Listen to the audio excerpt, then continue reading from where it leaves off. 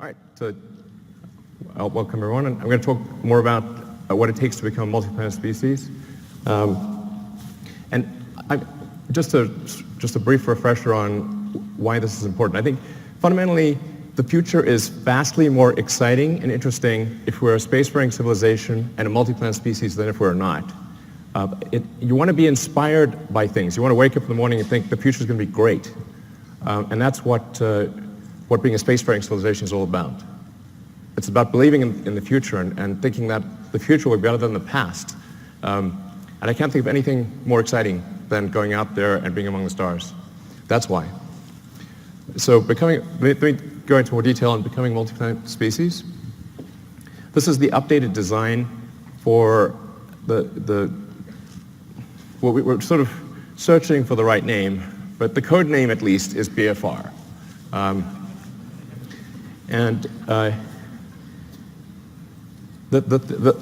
Probably the most important thing that I want to convey in this presentation is that I think we have figured out how to pay for it.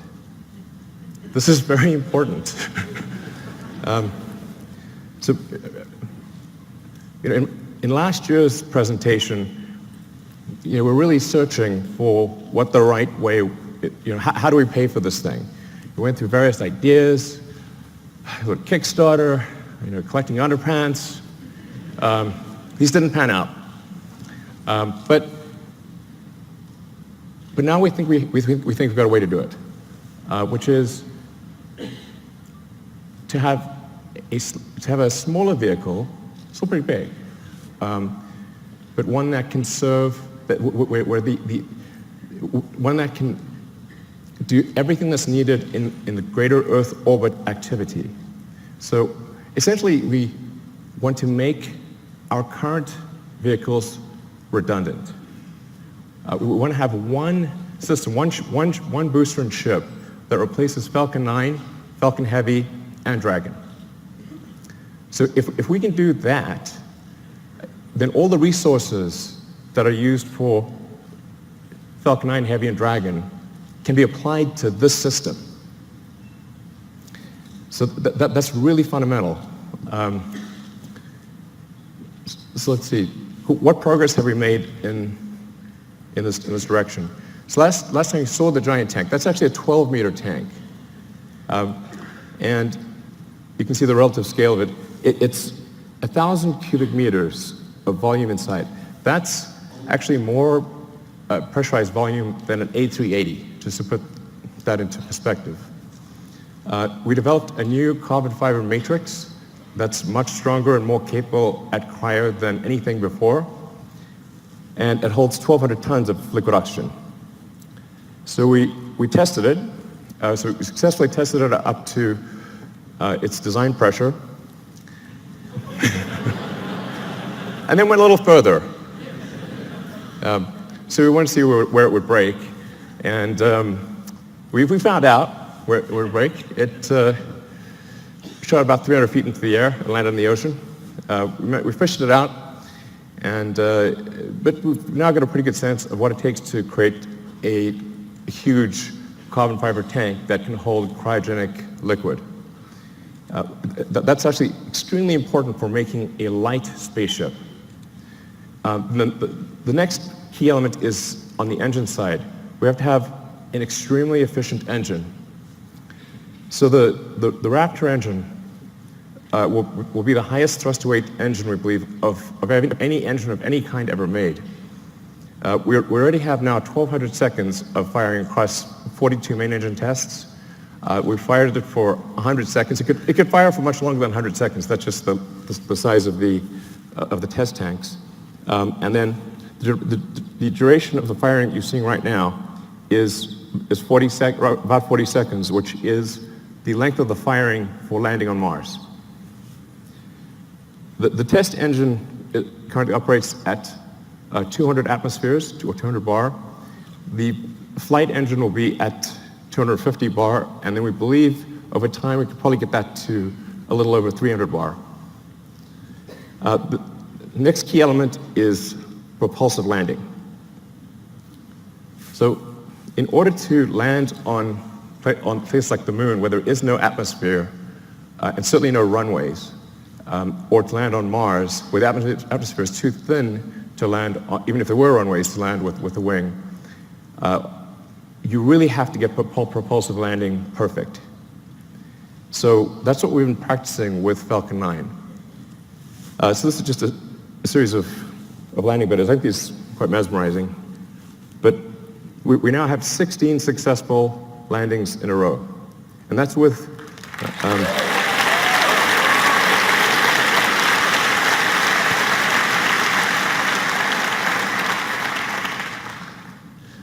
so it's 16 in a row, and that's with really without any redundancy.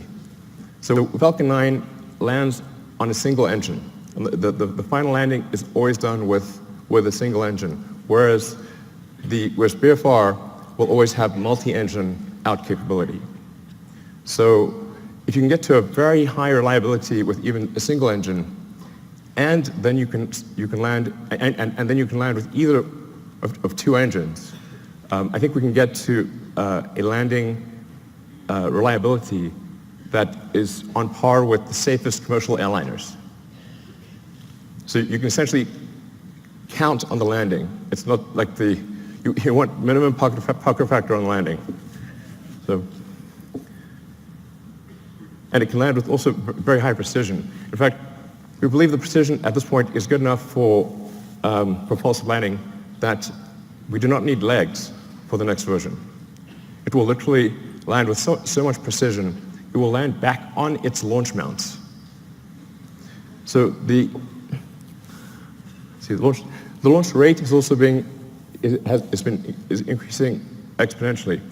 Particularly when you take tanking or refilling on orbit into account, and taking the idea of establishing a self-sustaining base on Mars or the moon or elsewhere, seriously, you need ultimately thousands of ships and tens of thousands of retanking or refilling operations, which means you need many launches per day.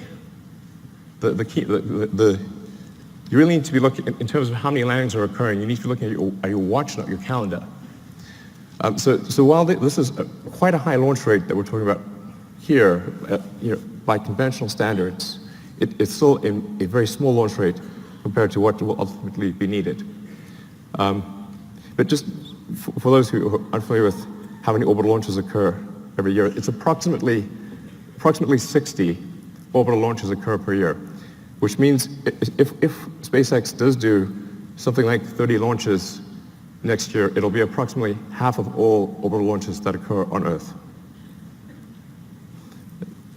The next thing is a key technology is automated rendezvous and docking. So in order to retank or refill the spaceship in orbit, you have to be able to rendezvous and dock with the spaceship with very high precision and transfer propellant. So that's one of the things that we've perfected with Dragon. Dragon 1 will do an automated rendezvous and docking without any pilot control to the space station. Dragon 1 currently uses the Canadarm for the final placement onto the space station. Dragon 2, which launches next year, will not need to use the Canadarm. So Dragon 2 will directly dock with the space station. And it can do so with zero human intervention. So you just press go, and it will dock. Dragon has also allowed us to perfect heat shield technology. So when you enter at high velocity, you'll melt almost anything. The reason meteors don't reach Earth is they melt or disintegrate before they reach the ground, unless they're very big. So you have to have a sophisticated heat shield technology that can withstand unbelievably high temperatures, and that's what we've been perfecting with Dragon, and also a key part of any planet colonizing system. Next slide. So Falcon 1, this is where we started out. A lot of people really only heard of SpaceX relatively recently. So let me think, say Falcon 9 and Dragon just instantly appeared, and that's how it always was. But it wasn't. We started off with just a few people who really didn't know how to make rockets. And the reason I ended up being the chief engineer or chief designer was not because I wanted to, it's because I couldn't hire anyone. Nobody good would join. So ended up being that by default.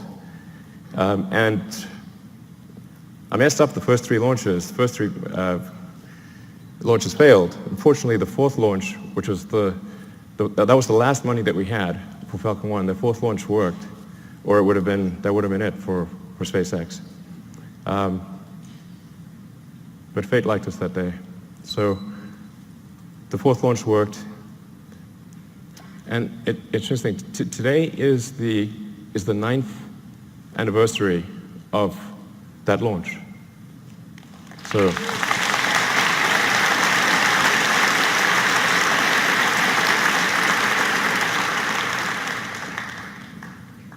I didn't realize that until I was told that just earlier today, but it's a very emotional day, actually. But Falcon 1 was quite a small rocket. When we're doing Falcon 1, we're really trying to figure out what is the smallest useful payload that we could get to orbit. I thought, okay, something around half a ton to orbit would be able to launch, that can launch a decent-sized small satellite to low Earth orbit, and that's why we sized Falcon 1. But it's really quite small compared to Falcon 9. So Falcon 9, particularly when you factor in payload, Falcon 9 is many times more, it's sort of on the order of 30 times more payload than Falcon 1.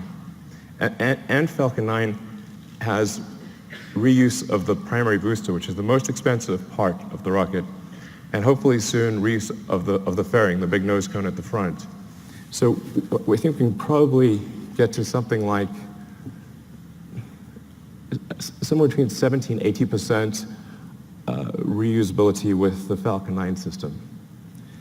And hopefully towards the end of this year we'll be launching Falcon Heavy, which Falcon Heavy ended up being a much more complex program than we thought. It sounds easy. Let's show Falcon Heavy actually. It sounds like it should be easy because it's 2 first stages of Falcon 9 strapped on as boosters. It's actually not.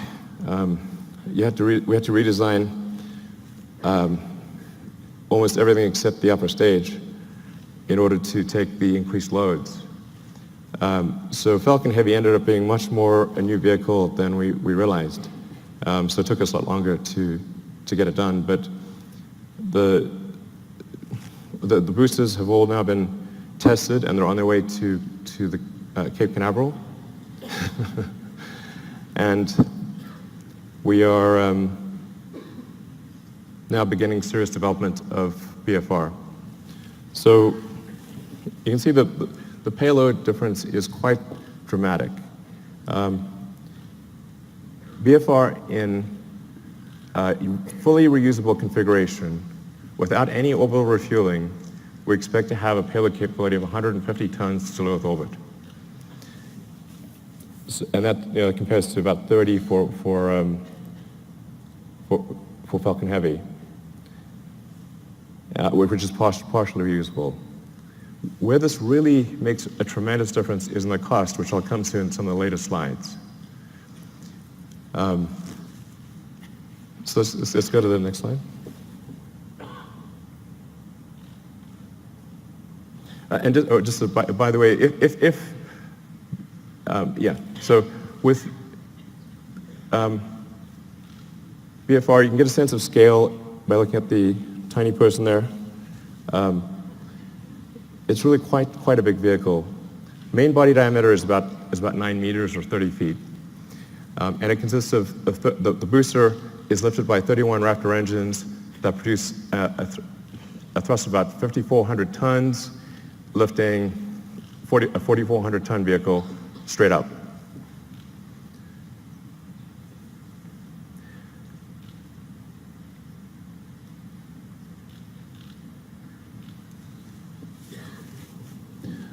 So then, just the basics about the ship: 48-meter length, dry mass we're expecting to be about 85 tons.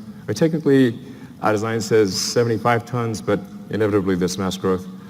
And that ship will contain 1,100 tons of propellant with a design of an ascent design of 150 tons and a return mass of 50. So you can think of this as essentially combining the upper stage of the rocket with Dragon. It's like the Falcon 9 upper stage and Dragon were combined. So I'll go into each of these items in detail, but you've got obviously the engine section on the rear, the propellant tanks in the middle, and then a large payload bay in the front. And that payload bay is actually 8 stories tall. In fact, you can fit a whole stack of Falcon 1 rockets in the payload bay. Compared to the design I showed last time, you'll see that there is a small delta wing at the back of the rocket. The reason for that is in order to expand the mission envelope of the BFR spaceship. Depending on whether you're landing or you're entering a planet or a moon that has no atmosphere, a thin atmosphere, or a dense atmosphere, and depending on whether you're re-entering with no payload in the front, a small payload, or a heavy payload, you have to balance the rocket out as it's coming in. And so the delta wing at the back, which also includes a split flap for pitch and roll control, allows us to control the pitch angle despite having a wide range of payloads in the nose and a wide range of atmospheric densities. So we try to avoid having the delta wing, but it was necessary in order to generalize the capability of the spaceship such that it could land anywhere in the solar system. So let's look at a couple of things in detail.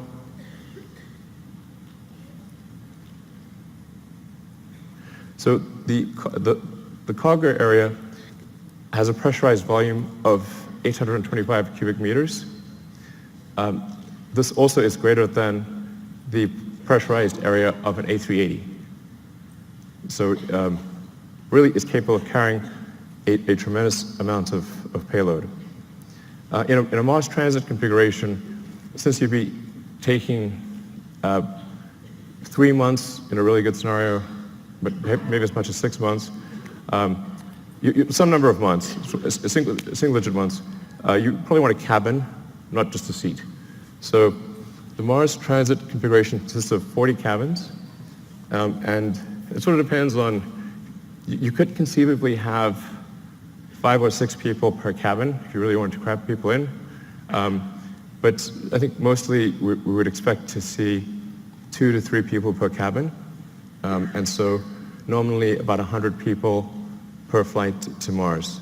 And then there's a central storage area, galley, and a solar storm shelter, entertainment area, and I think probably a good situation for at least BFR version 1. Then going to the main body of the vehicle, the center body area.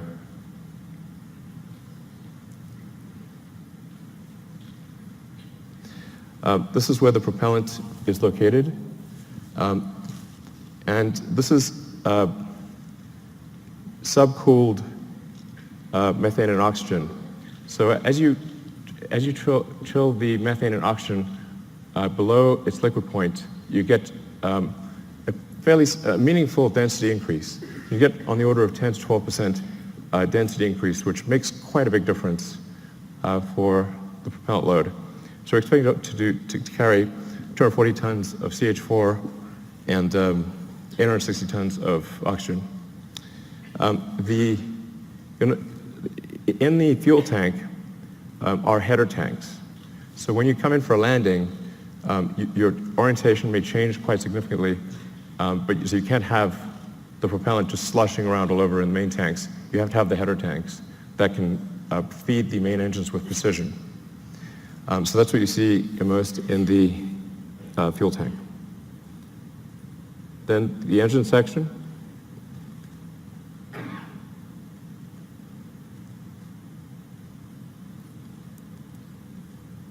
So the ship engine section consists of four vacuum Raptor engines and 2 sea-level engines.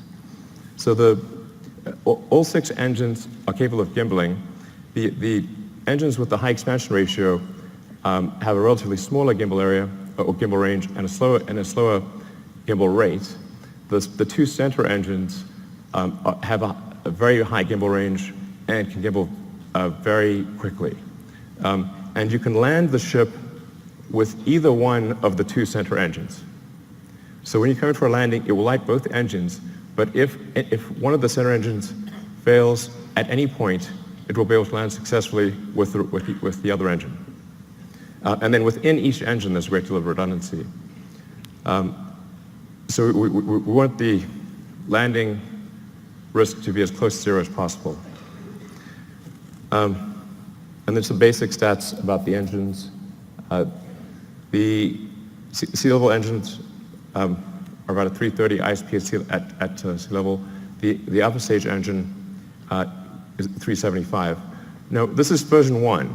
So I think over time, there's potential to increase that specific impulse by 5 to 10 seconds.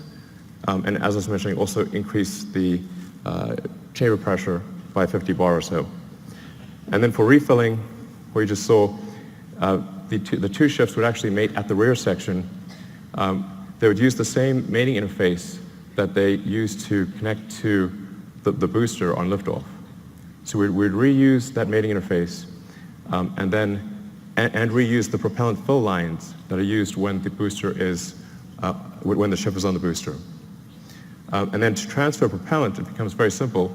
Use control thrusters to accelerate in the direction that you want to empty. So, if you accelerate in this direction, propellant goes that way, and you transfer the propellant very easily into from the tanker to the ship. So going to rocket capability.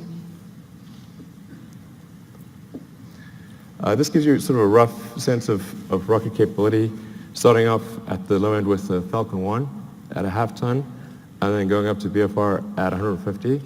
So I think it's important to note that the BFR has more capability than Saturn V, even with full reusability. But here's the really important fundamental point. Let's look at the launch cost.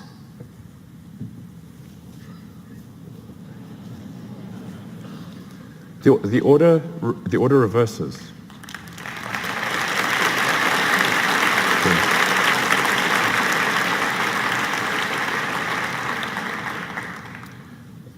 Now, at first glance, this may seem ridiculous, but it's not. The same is true of aircraft.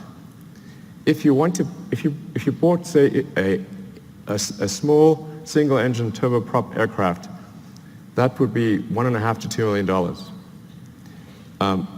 To charter a 747 from California to Australia is $500,000, there and back. The single-engine turboprop can't even get to Australia.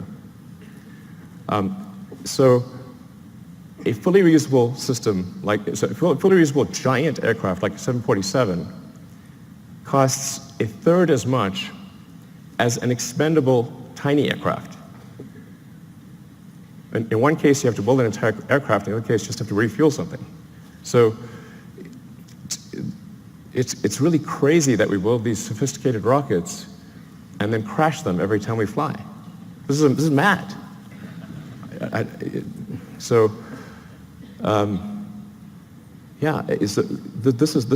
can't emphasize how profound this is and how important reusability is. And often I'll be told, but you could get more payload if you made it extendable. I say, yes, you could also get more payload from an aircraft if you got rid of the landing gear and the flaps and just parachute it out when you got to your destination. But that would be crazy, and you would sell 0 aircraft. So reusability is absolutely fundamental. Now I want to talk about the value of orbital refilling. This is also extremely important. So if you just fly VFR to orbit and don't do any refilling, it's pretty good. You'll get 150 tons to low Earth orbit and have no fuel to go anywhere else. However, if you send up tankers and refill in orbit, you can refill the tanks all the way to the top and get 150 tons all the way to Mars. And if the tanker has high reuse capability, then you're just paying for the cost of propellant. And the cost of oxygen is extremely low, and the cost of methane is extremely low. So if that's all you're dealing with, the cost of refilling your spaceship on orbit is tiny, and you can get 150 tons all the way to Mars. So automated rendezvous and docking and refilling, absolutely fundamental. So then getting back to the question of how do we pay for this system, this was really, as I said, quite a profound, I wouldn't call it a breakthrough, but realization that if we can build a system that cannibalizes our own products, makes our own products redundant, then all of the resources, which are quite enormous, that are used for Falcon 9 Heavy and Dragon, can be applied to one system. Some of our customers are conservative, and they want to see BFR fly several times before they're comfortable launching on it. So what we plan to do is to build ahead and have a stock of Falcon 9 and Dragon vehicles, so that customers can be comfortable. If they want to use the old rocket, the old spacecraft, they can do that, because we'll have a bunch in stock. But all of our resources will then turn towards building BFR. And we believe that we can do this with the revenue that we receive for launching satellites and for servicing the space station. So going to the satellites portion, the size of this being a 9-meter diameter vehicle is a huge enabler for new satellites. We can actually send something that is almost 9 meters in diameter to orbit.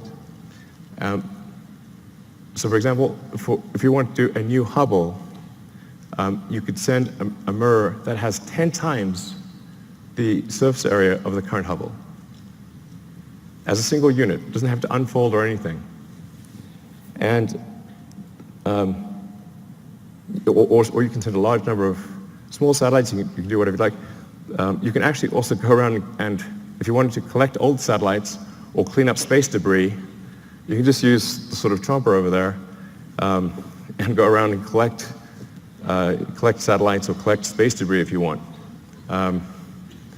So that may be something we have to do in the future. But that fairing would open up and retract and come back down. So it enables launching of Earth satellites that are significantly larger than anything we've done before, or significantly more satellites at a time than anything that's been done before. It's also intended to be able to service the space station.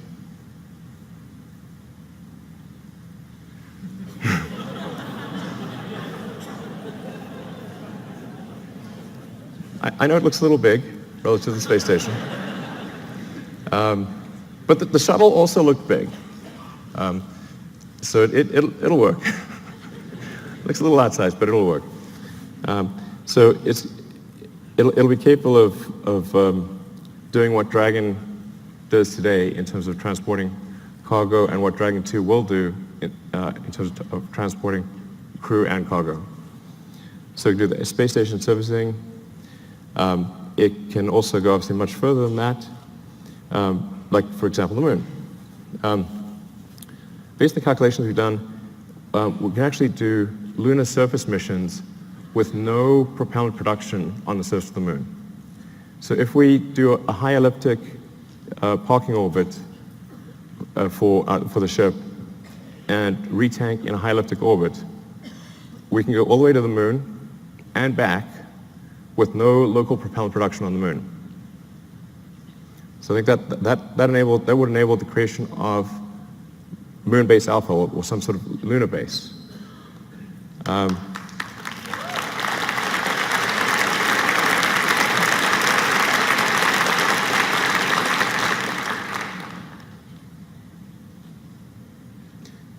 Yeah, it's quite captivating. So you can also see, for example, how do you transfer cargo from the cargo bay down to the ground is a crane. It's not very complicated.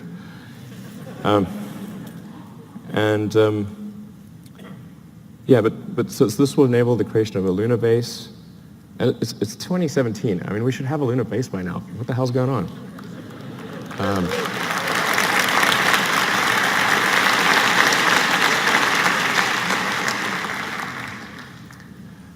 And then, of course, Mars,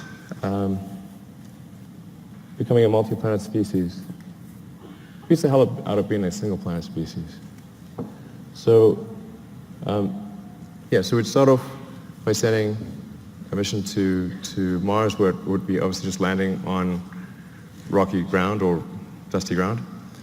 And it's the same approach that I mentioned before, which is you send the spaceship up to orbit, you retank it or refill it until it has full tanks, and it travels to Mars, lands on Mars. For Mars, you will need local propellant production, but Mars has a CO2 atmosphere and plenty of water ice. That gives you CO2 and H2O, so you can make therefore CH4 and O2 using the Sabatier process, or some, probably Sabatier process. And I should mention that long term, this can also be done on Earth. So sometimes I get some sort of criticism for why are you using combustion in rockets and you have electric cars? I'm like, well, there isn't some way to make an electric rocket. I wish there was.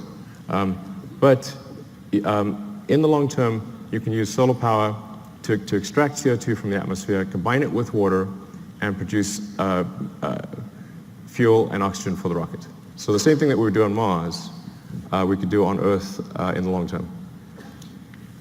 But that's essentially what happens. Similar to the moon, you land on Mars. But the tricky thing with Mars is we do need to build a propellant depot to refill the tanks and return to Earth. But because Mars has lower gravity than Earth, you do not need a booster. So you can go all the way from the surface of Mars to the surface of Earth just using the ship. Albeit you need to go to a max payload number of about 20 to 50 tons for the return journey to work. But it's a single stage all the way back to Earth. And I'll show you so this is the true physics simulation.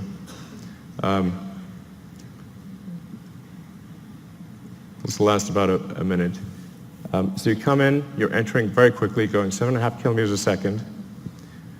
For Mars, there will be some ablation of the heat shield. So it's just like a sort of brake pad wearing away. It is a multi-use heat shield, but unlike for Earth operations, it's coming in hot enough that you will see some wear of the heat shield. But because Mars has an atmosphere, albeit not a particularly dense one, you can remove almost all the energy aerodynamically. And we've proven out supersonic retropropulsion many times with Falcon 9, so we feel very comfortable about that. This is because it's sort of, you can see it's sort of a mesh system. It's not meant to be sort of particularly pretty because it's just trying to simulate the physics of it.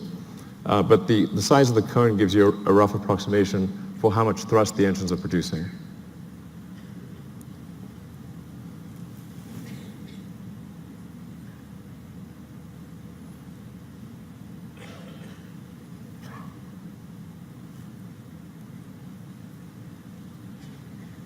That's not a typo. Although it is aspirational. So we've already started building the system. The tooling for the main tanks has been ordered. The facility is being built. We will start construction of the first ship around the second quarter of next year, so in about 6 to 9 months, we should start building the first ship. I feel fairly confident that we can complete the ship and be ready for launch in about 5 years. 5 years seems like a long time to me. Yeah.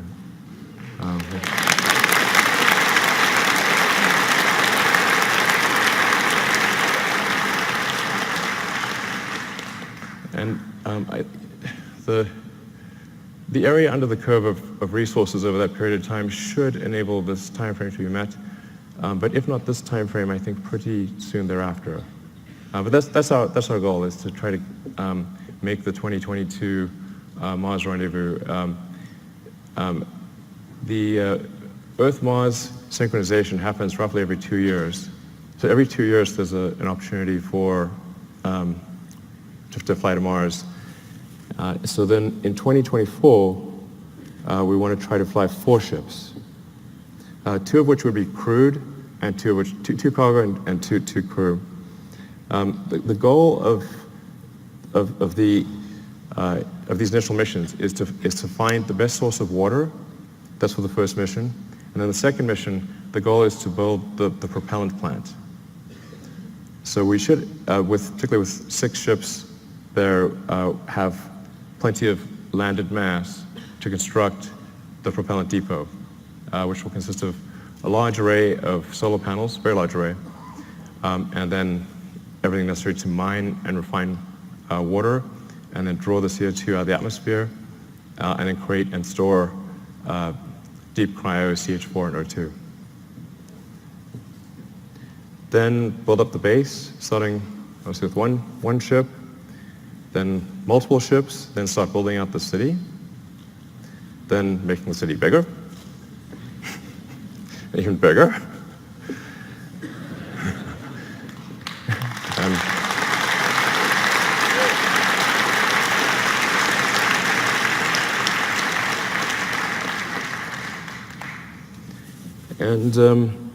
And over time, terraforming Mars and making it really a nice place to be. You can do it, Elon. Thanks. Give me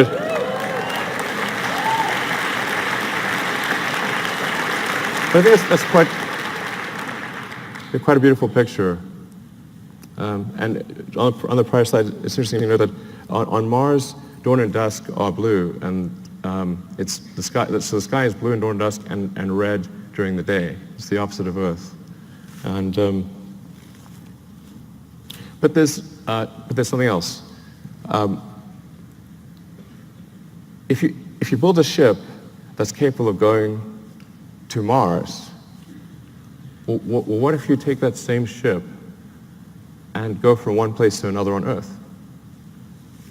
So we looked at that, and the results are quite interesting. Let's take a look at that.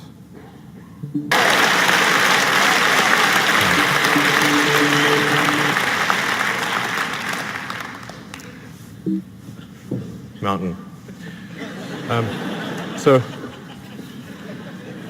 the great thing about going to space is there's no friction. So once you're out of the atmosphere, you will go. It will be smooth as silk. No turbulence. Nothing. There's no weather. There's no atmosphere, and you can get